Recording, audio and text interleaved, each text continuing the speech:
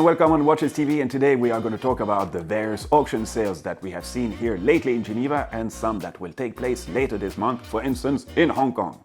As always, comments, like, and don't forget to subscribe to get the latest videos from the watch industry. And oh my god, I've said it, I'm almost an official YouTuber, but don't worry, it won't be repeated.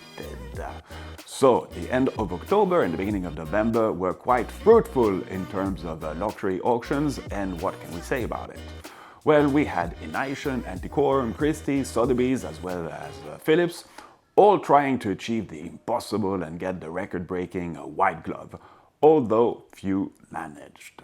In terms of numbers, as you all like them, while getting the winter sales season off to a start, Christie's took the lead in Geneva with a total amount of $58.9 million on legendary and unique watches and rare watches held on November the 6th and the 7th.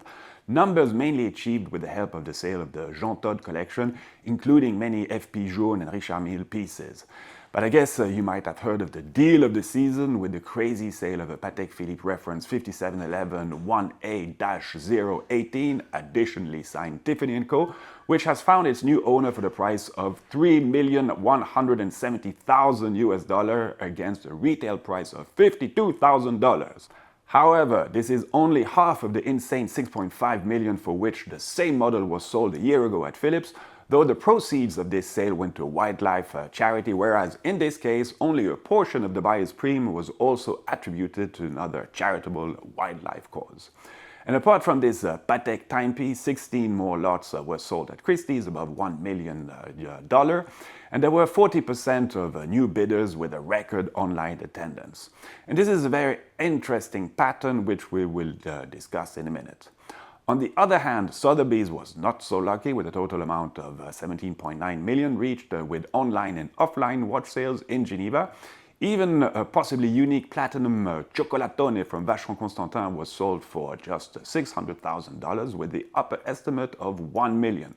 So it looks like it was just bad timing for Sotheby's as well. As all the money was probably spent at Christie's and Phillips. Speaking of which, Phillips, in association with Bax & Russo, managed to yet again get the white glove this year, selling 100% of the lots, netting 45 million Swiss franc at the Geneva auction. So far, the total watch sales for Phillips Geneva this year is almost 112 million, but more auctions are coming for them this month, and I'm talking about the Hong Kong edition.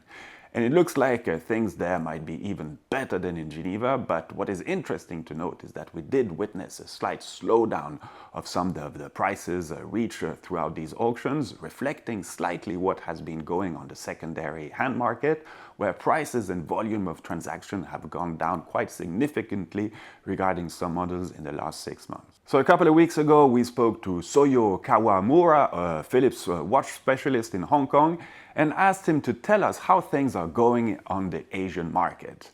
And apparently, well, Philips has benefited a lot from the pandemic and online sales. So hear it for yourself and comment below what you think.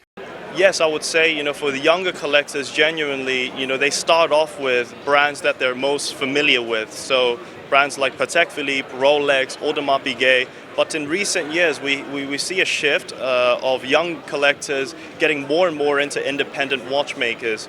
And I guess it's a very, very good transition, because independent watches are definitely rare, and the craftsmanship behind them is something of a spectacular. So yeah, it's a good shift, and we look forward to carry that momentum and to continue to bring rare and desirable independent timepieces to our auctions, so that our young collectors can see, experience, and also participate. So yes, quite an interesting shift in the market. And just for your information, the Hong Kong Phillips auction is held on November the 28th and 29th. And we also have another Inaition auction dedicated to calendar watches in early December, but we'll get back to this soon. Anyhow, thanks for watching, thanks for being with us, and Viva Watchmaking!